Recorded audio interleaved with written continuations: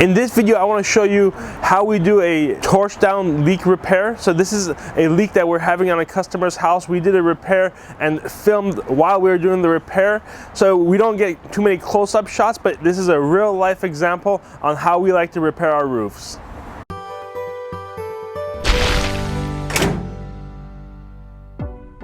In this video, I'm going to show you how we do some more repairs.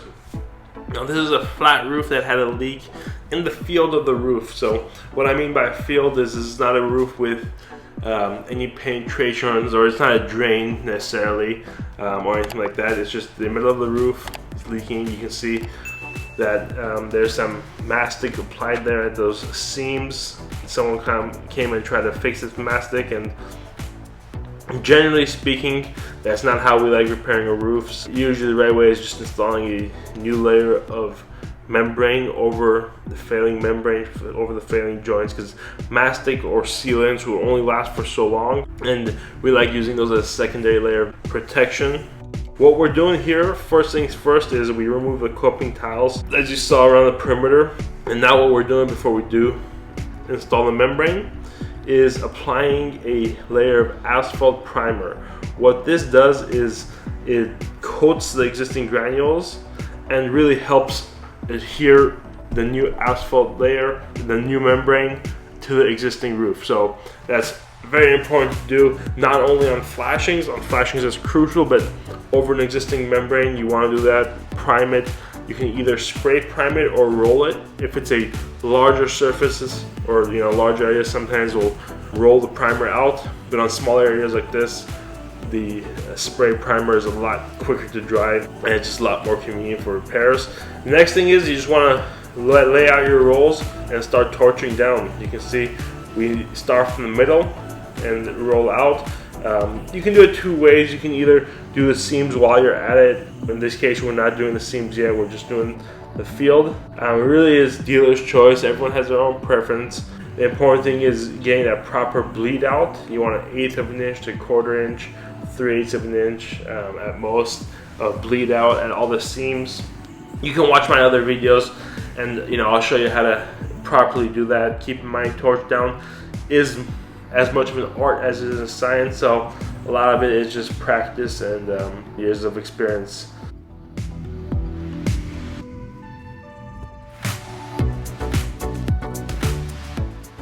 So we've got this last sheet right here. You can see it's not a full piece, but that's totally fine. We've got that end lap that we're going to be adhering to. So what we like to do first off is lay it down, kind of align the roll as we should, then start torching our membrane down. You want to make sure you're heating up the torch roll correctly and to the correct amount. So again, that just takes time and practice.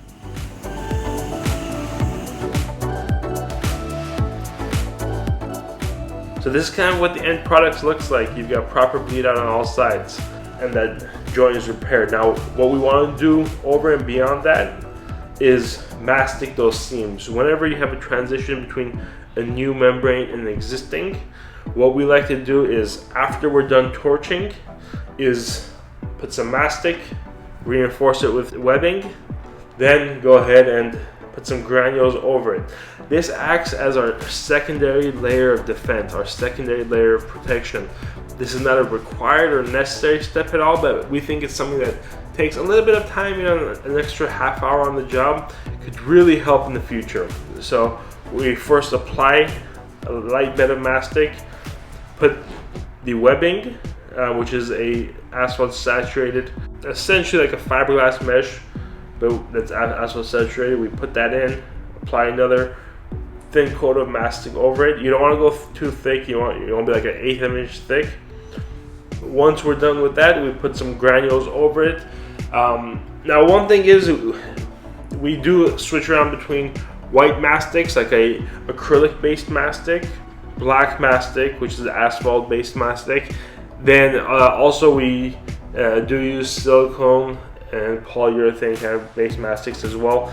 It really depends on the project, what kind of warranty we're providing, as well as the weather. So With any type of acrylic mastic, you want to be careful.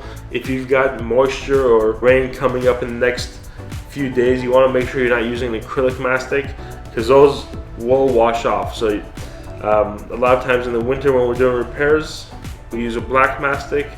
I think the real key and important thing to remember is using a layer of reinforcement. If you're using black mastic, you're using an asphalt saturated webbing. If you're using a white mastic like an acrylic or a silicone, you want to use polyester fabric. Usually 4 inches will suffice.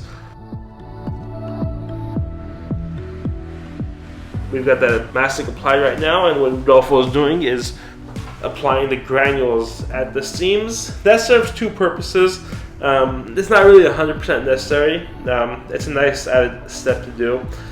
First of all, it'll make your job look a lot nicer and cleaner. Second thing is it to some degree protects a black mastic from the elements from the sun as well, so that's an added bonus there. Again, this is not a necessary step by any means, but it's just an added layer of protection that doesn't hurt at all. You can apply that the granules on liberally, and whatever's extra, whatever's loose doesn't adhere. It's just gonna wash off with the rain, so it doesn't really hurt. And we also like applying the same mastic around pipes as well. Now this was a uniquely positioned pipe that's at a 45-degree angle, so getting the nice tight fitting pipe flashing is not always possible. So that's why we're applying a little bit more mastic than we generally would, along with some webbing, because the pipe flashing doesn't sit as nice and tight as we would have liked to. So we want to make sure we reinforce this additionally with some mastic as well. And again, we're going to be applying the same granules around here. And you can see we can throw the granules in. That's to embed it to a certain degree with it.